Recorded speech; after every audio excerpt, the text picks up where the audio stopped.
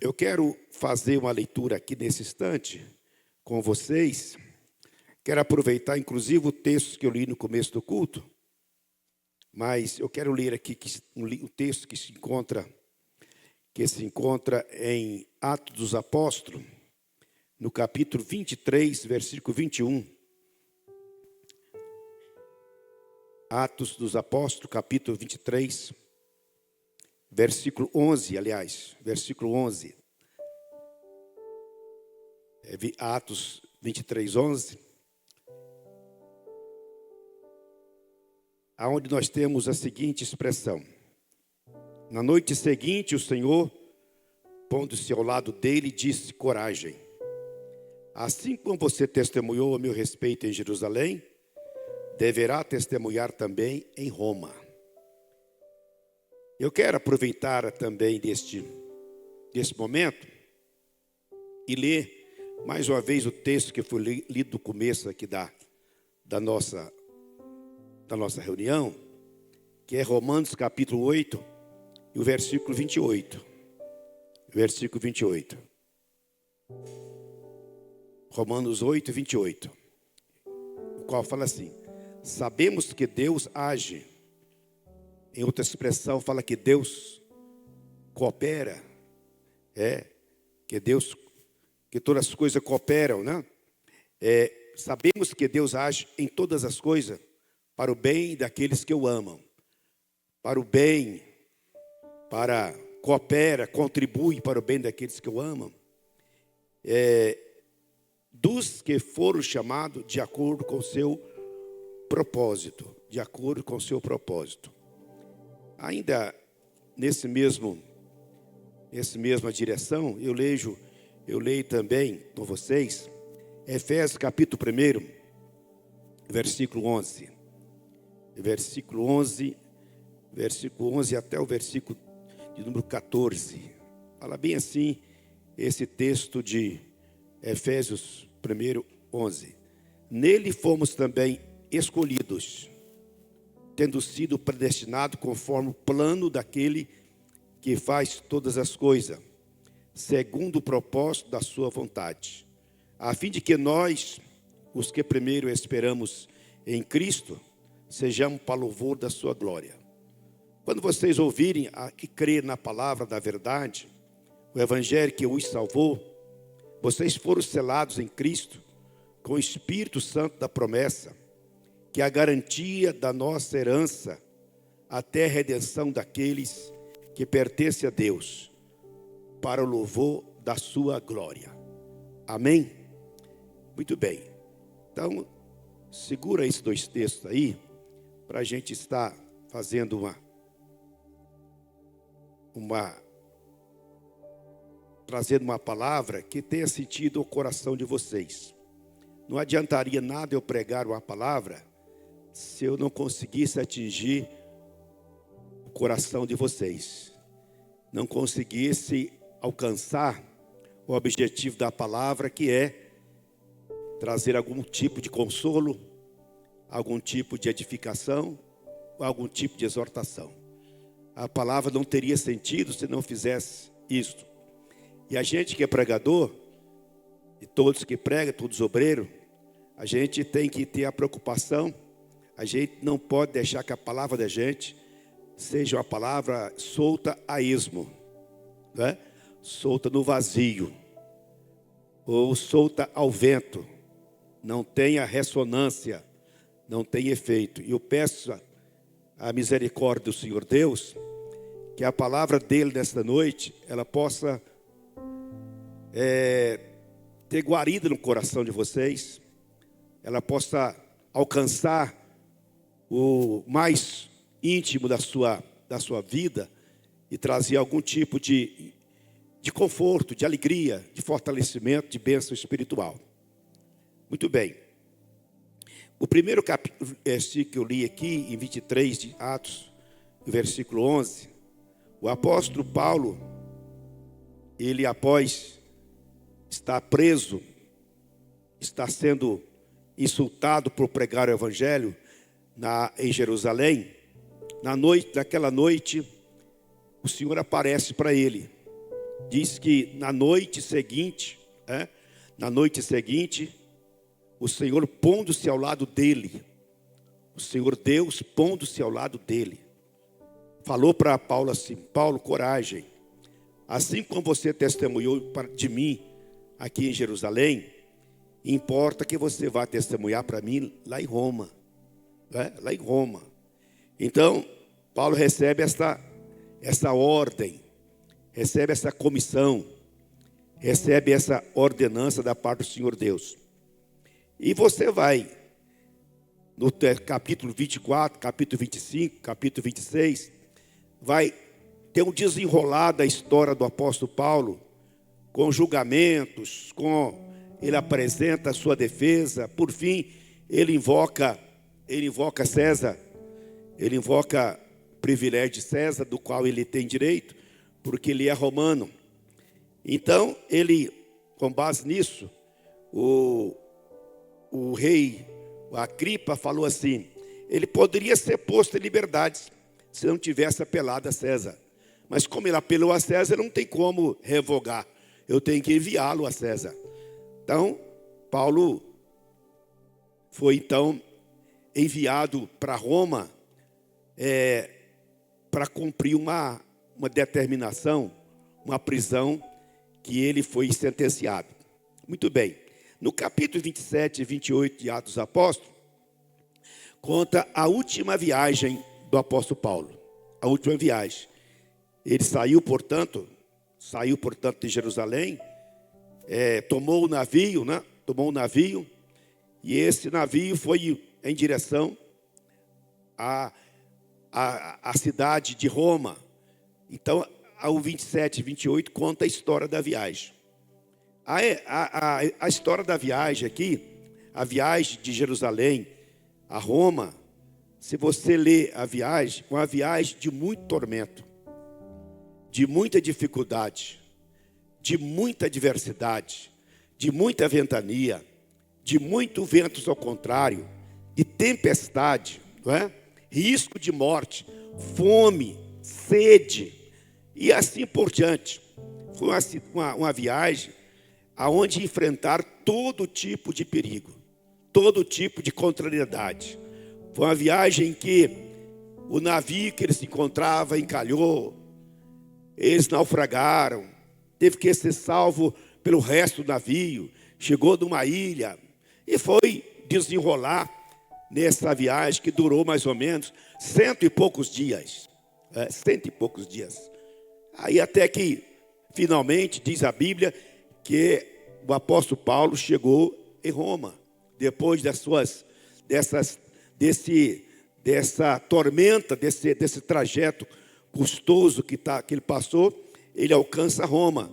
E Roma era importante, Paulo ia a Roma.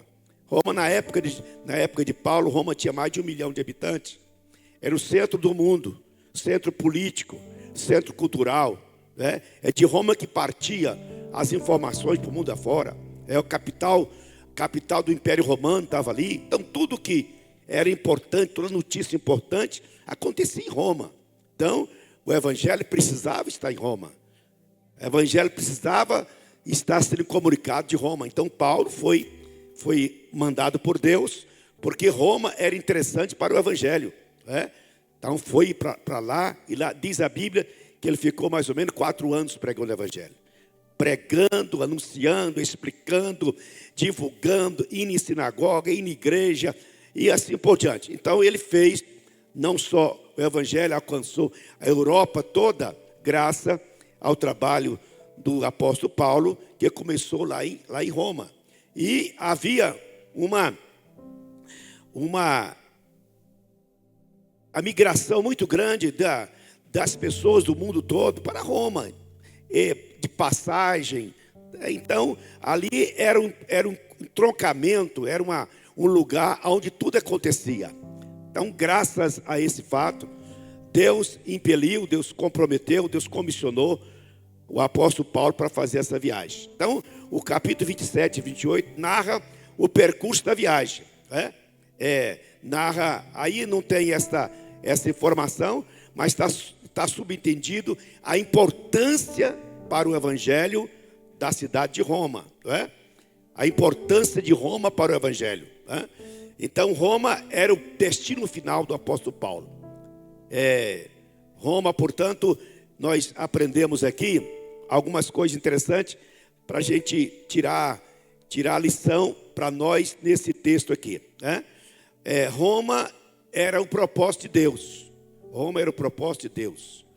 A viagem de 100 dias era o plano, né? O plano para chegar em Roma era tomar aquele navio e enfrentar aquelas tempestades, enfrentar aquelas ventanias, aqueles ventos contrários, enfrentar fome, sede, né? Então, esta era o plano. O plano era esse. Agora, o plano era eles tomaram entrar pelo mar Adriano, né, com 276 pessoas no navio, prisioneiros, condenados, tá? Não era gente boa, não era amigos bons de viagem, não. 276 condenados que ia cumprir pena em Roma, e Paulo estava com eles. Então eles foram, a companhia de Paulo era esse. A Bíblia diz que ele foi acompanhado de um amigo dele, Aristarco, o grego, né? Ele tinha esse companheiro, esse amigo na sua companhia. Então a gente observa, portanto, aqui que essa história ensina para a gente algumas coisas, né? A primeira coisa que ensina a gente, assim, quando a gente conhece o propósito, a gente suporta o plano. Está entendendo? Quando a gente conhece o propósito, a gente suporta o plano, por mais difícil que seja. Então Paulo enfrentou essas dificuldades, essas advertências todas, né? Correu o risco de morrer, passou fome, passou sede, mas ele sabia que naquela viagem, naqueles problemas, naquele trajeto, havia um propósito de Deus determinado. Deus estava trabalhando através de tudo aquilo para cumprir o propósito, né? E se o propósito, na concepção de alguém que conhece a vontade de Deus, se o propósito é de Deus, o plano também é de Deus. Se o propósito é de Deus, o plano também é de Deus. No plano do propósito de Deus, há coisas desagradáveis, há adversidades, há desafios, há lutas, há coisas ruins acontecendo, há fome, há sede, mas também há milagres, mas também há livramento, mas também há salvação, mas também há curas, mas também há superação de tormentas, também há promessas. Então Deus não deixa nós estar no plano dele sem a convicção de que, acompanhando as adversidades, as lutas, as consequências, há coisas maravilhosas, há coisas boas, há coisas abençoadas acontecendo. Paulo experimentou aqui milagres. Ele pôde pregar, ele pôde orar pelos enfermos, ele pôde ver milagre acontecer. Então, apesar das tormentas, ele via milagres, via promessa. Então, a gente precisa ter essa conclusão. O Senhor, nosso Deus, jamais iria determinar um propósito para qualquer um de nós, né, sem ter um plano para realizar, tá? Sem ter um plano.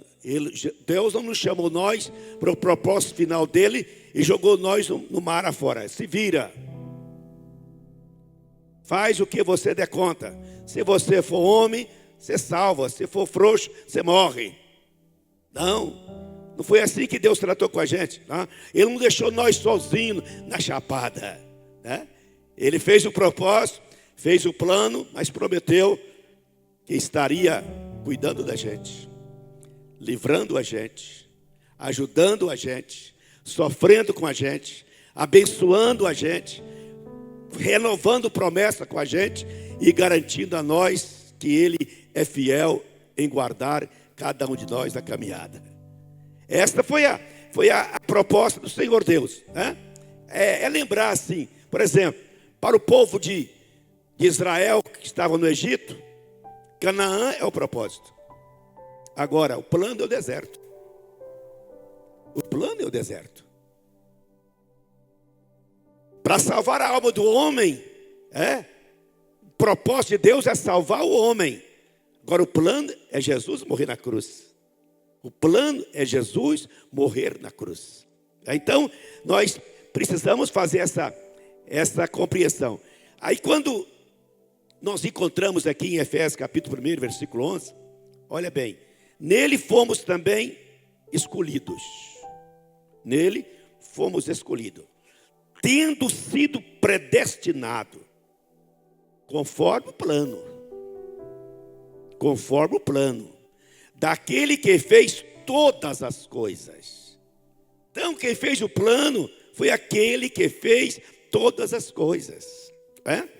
Aí, ele fala assim, segundo o propósito da sua vontade, a fim de que nós, os que primeiro esperamos em Cristo, sejamos para louvor da sua glória. Então, o texto de Efésios fala bem claro para nós sobre que o plano foi Deus que fez, mas o propósito também foi Deus que fez. O propósito também foi Deus que fez. Agora, ele diz que nós fomos escolhidos para Ele. Nós fomos escolhidos por Ele, não é? E fomos predestinados para este plano. Cada um de nós, irmãos, cada um de nós, temos uma história à parte da vida, sabe? Cada um de nós tem a nossa história particular. Cada um de nós temos nossos flagelos particular, as nossas aflições particular, as nossas lutas particular. Sabe por quê? É porque não podia ser igual. Não podia ser da mesma intensidade. Não podia ser da mesma forma. Porque Deus conhece cada um de nós em particular e conhece a estrutura da gente.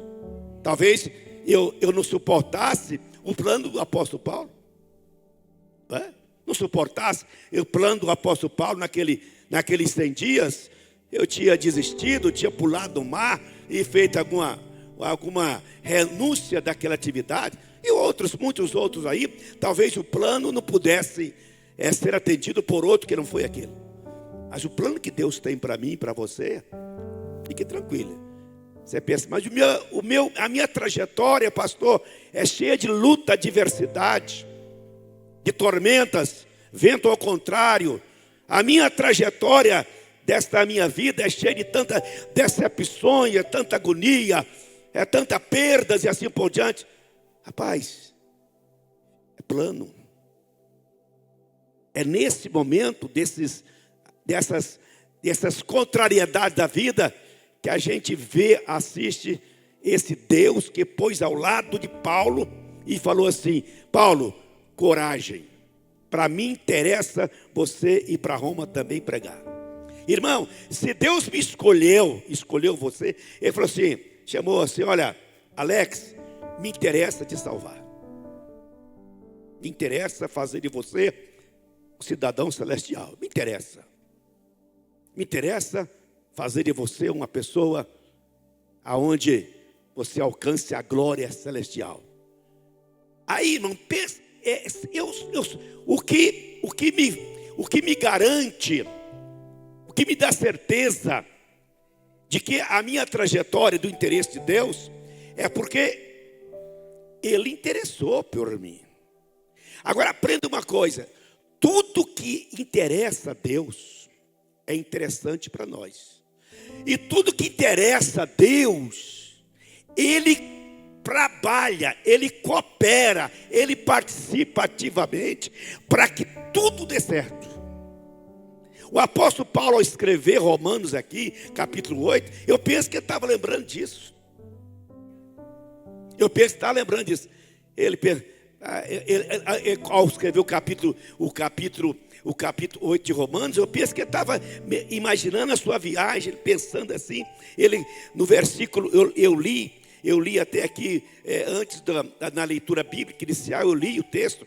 Ele fala bem assim, ó: da mesma forma, o Espírito nos ajuda em nossas fraquezas. Olha, quem está dizendo? Na hora da fraqueza, na hora daquela peleja da vida da gente, não é? A gente não está sozinho, o Espírito Santo está com a gente, ajudando a gente, segurando a mão da gente, sustentando a gente, né? Levando a gente, guiando a gente. Aí ele continua o texto falando sobre isso. Ele fala assim, ó: pois não sabemos como orar, mas o próprio Espírito Santo intercede por nós com gemido inexprimível. É aquele que sonda o coração, conhece a intenção do Espírito, né? Porque o Espírito intercede pelos santos de acordo com a vontade de Deus.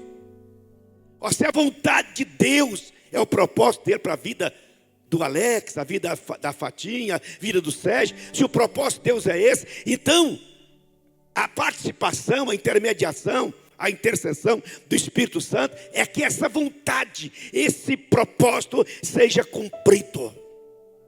Aí vem o versículo 8, né? Versículo 28, que é o versículo capital das nossas expressões bíblicas, né? Sabemos que Deus age. Deus age. Ou Deus coopera. Ou Deus contribui, né? Em todas as coisas.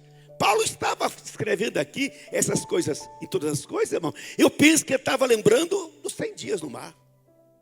Que ele estava lembrando daquela viagem pelo mar aquele mar Adriático ali. Ele estava pensando naquela viagem, né? Ele estava lembrando daquela viagem.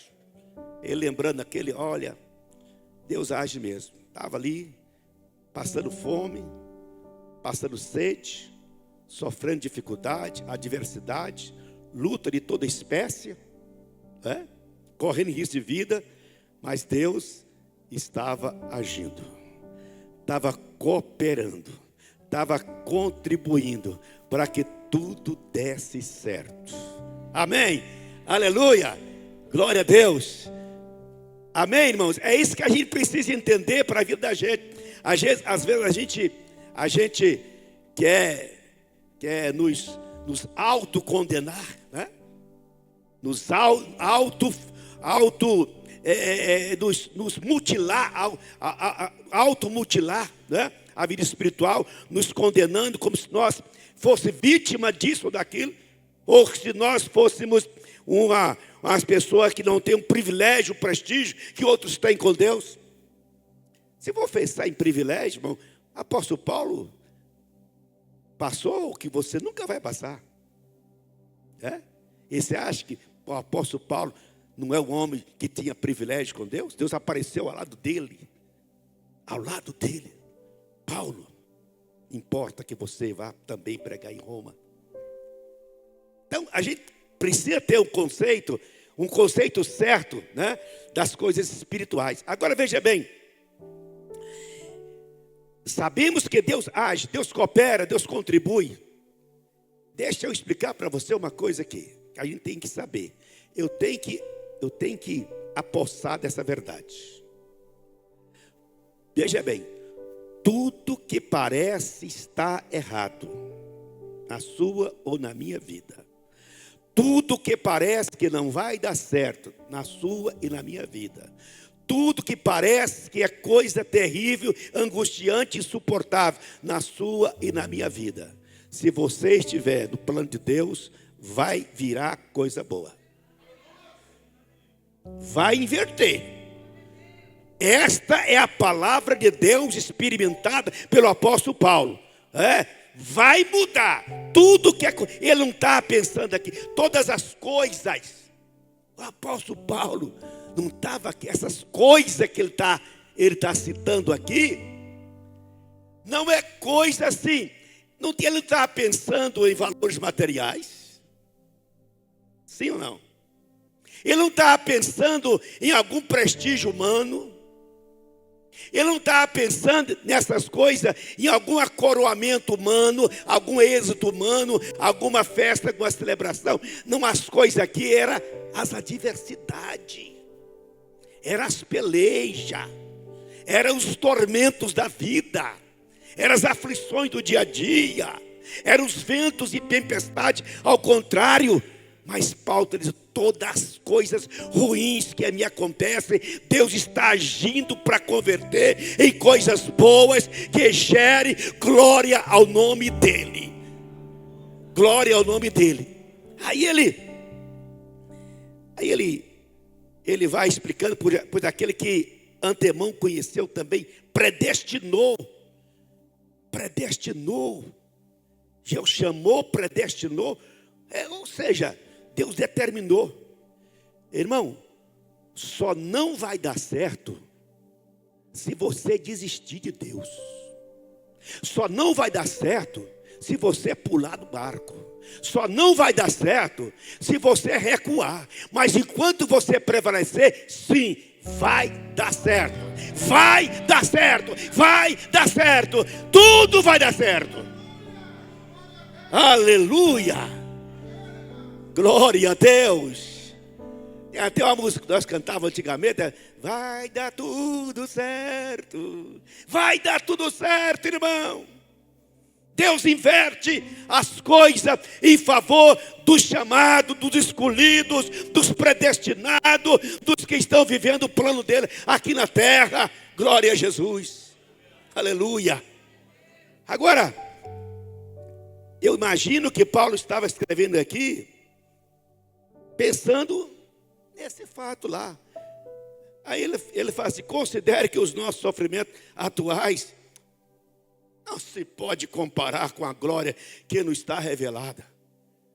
Ele estava pensando: eu não posso comparar essas coisinhas do dia a dia da minha vida, esses flagelos, não dá para comparar com o que eu estou esperando, né? Aí, versículo 31, ele fala assim: que diremos, pois, diante dessas coisas? Que coisas? As coisas boas ou coisas ruins? Coisas de celebrações ou coisa de angústia, de sofrimento, dificuldade, de fome e sede, essas coisas. Aí ele fala uma expressão que a gente tem que ter essa expressão. Essa expressão é uma expressão, é como fosse uma autodefesa espiritual, uma arma espiritual, um dinamite espiritual que sai de nossa boca. Paulo falou assim: que diremos, pois, diante dessas coisas? Aí eu queria que você, na sua cabecinha aí, na sua particularidade, pensasse nas coisas da sua vida.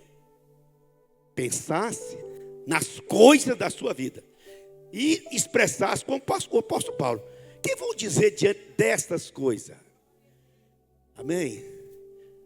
Desta enfermidade. O que eu vou dizer diante dessa guerra que eu estou vivendo? O que eu vou dizer diante disso que eu estou passando agora? Desse fracasso que eu tive, ou dessa luta que eu estou... O que eu vou dizer diante disso? Que você vai dizer isso aqui: se Deus é por mim, como que é? É isso que você vai dizer. Se Deus é por mim, ninguém vai me derrotar. Se Deus é por mim, eu vou prevalecer. Se Deus é por mim, Ele vai agir. Se Deus é por mim, a porta vai abrir. Se Deus é por mim, Ele vai me curar. Se Deus é por mim, a solução vai chegar. Se Deus é por mim, a resposta chega. Se Deus é por mim, a bênção chega. Porque eu tenho promessa, eu tenho livramento, eu tenho assistência, eu tenho a presença, eu tenho o cuidado, eu tenho a bondade de Deus manifesta na minha vida durante a minha trajetória. Aleluia. Agora, o importante que eu acho aqui nesse texto aqui, desse transcurso do apóstolo Paulo, eu acho algumas coisas interessantes. E a gente precisa aprender com ela. O conselho que a gente descobre aqui: olha, ande com quem tem promessas de Deus. Repita: ande com quem tem promessas de Deus. Irmão, quem tem promessa de Deus, anda com ele. Anda com ele. Porque tem promessa de Deus, e essa promessa é verdadeira e real, tranquilo, Deus vai cuidar. Ainda que passe tormentas, dificuldades, luta, Ele tem promessa. Ele tem promessa. Se tem promessa, coisas boas vão acontecer na vida de quem tem promessas do Senhor. Agora aprenda uma coisa, aprenda isso: ande com quem tem promessa. Não ande com quem não tem promessa, não, porque você pode complicar a vida. Ande com quem tem promessa. Olha, segunda coisa que você precisa aprender: ande com quem tem propósito da vida espiritual. Ande com quem tem propósito espiritual. Não ande com quem não tem propósito, porque quem não tem propósito não sabe para onde vai e nem o que vai dar, onde ele vai. Ande com quem tem propósito, porque quem tem propósito porta plano. Quem tem propósito tem uma bênção esperando a ele logo ali. Quem tem propósito, há uma vitória aguardando. Quem tem propósito, há um cuidado de Deus esperando por ele ali. Aleluia. Olha, ande com quem está vivendo o plano de Deus. Ande com quem está vivendo o plano de Deus. Se você andar, se você for namorar, se você for casar com a pessoa que está fora do plano de Deus, você vai estar estragando toda a sua vida. E algumas pessoas já têm experiência. Eu andei com quem não tem plano de Deus e estrupiquei a minha vida. Tomei prejuízo, sofri consequência. Ande com quem está no plano de Deus. Mas você fala: mas ele está em dificuldade, ele está passando luta, ele não está conseguindo. Mas se ele está no plano de Deus, Deus vai agir, Deus vai contribuir, Deus vai cooperar para que tudo vá dar certo, para que tudo resolva bem e que a glória do nome dele seja exaltado na vida de cada um de nós. Aleluia! Aleluia! Ande com quem sabe para onde vai, irmão, e por que vai.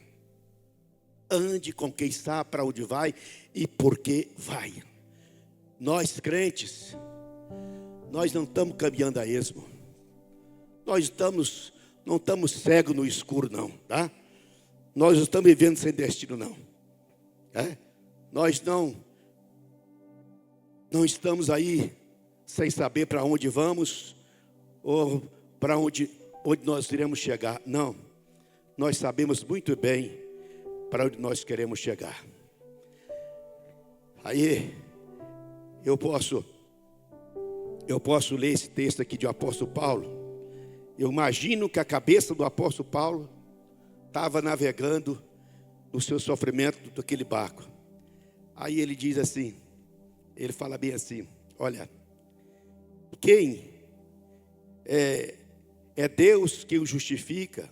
Quem os condenará? Foi Cristo que morreu, mas que ressuscitou, está à direita de Deus e também intercede por nós. Quem morreu foi Cristo, quem sofreu foi Cristo, mas ressuscitou, está à direita de Deus e também intercede por nós. Quem nos separará do amor de Cristo? Será a tribulação? Será a angústia? Será a perseguição? Será a fome? Será a nudez? Será o perigo? Será a espada? Será a tribulação? Será a crise? Será a luta? Será a doença? Será o momento que estou vivendo? Por amor de Ti, Senhor, enfrentemos a morte todos os dias. Somos considerados como ovelha destinada ao matadouro.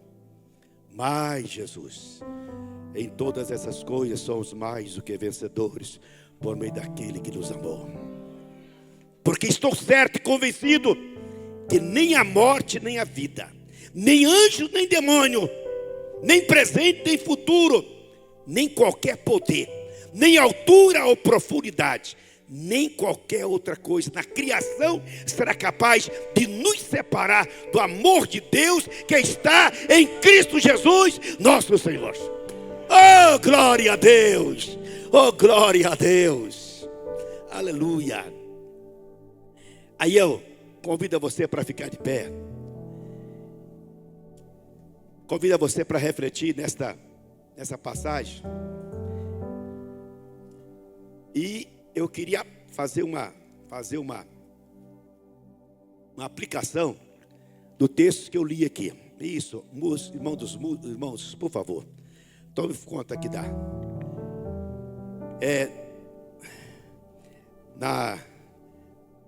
Vou fazer uma aplicação para você aqui. O texto que eu li, o primeiro texto que eu li, que é Atos 23, 11. Na noite seguinte, o Senhor, pondo ao seu lado dele, disse, né? Na noite seguinte, a noite anterior, o dia anterior, foi dia de luta para Paulo. Aí que Deus falou para ele, falou para Paulo: Paulo, coragem.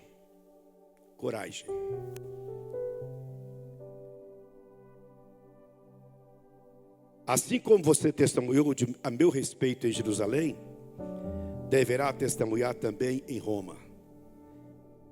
Deixa eu falar para você aqui.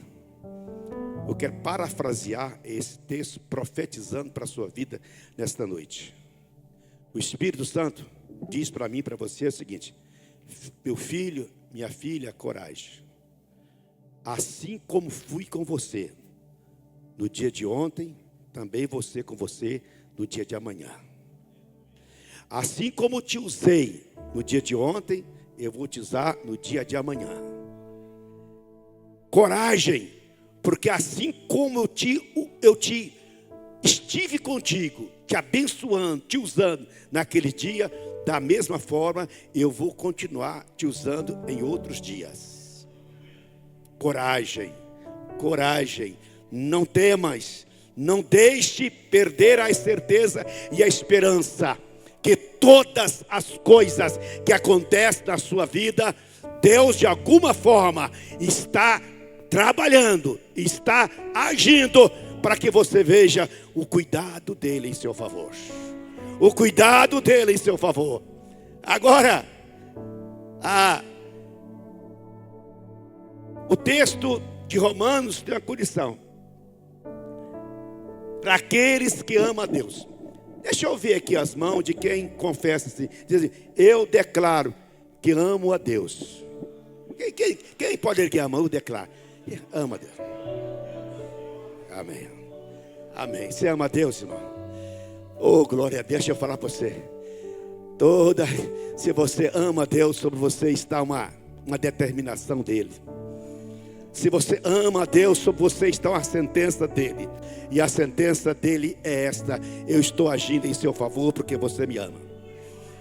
Eu estou agindo em seu favor porque você me ama. Eu estou agindo em seu favor porque você me ama. Aquele problema não é problema que eu não possa resolver. Aquela porta não é porta que eu não possa abrir. Aquela doença não é doença que eu não possa curar. Esse problema eu tenho interesse de fazer o meu nome ser glorificado através da sua vida. Aleluia! Aleluia! Glória a Deus! Aleluia!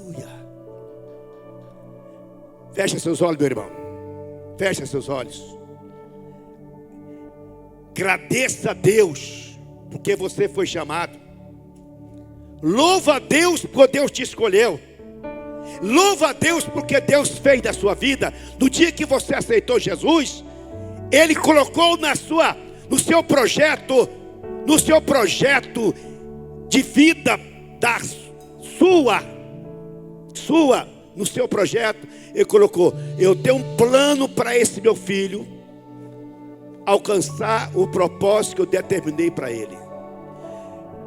O propósito é melhor do que o plano, mas ele não pode alcançar o propósito sem antes viver o plano.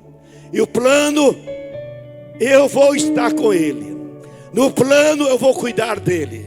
No plano eu vou ajudar ele.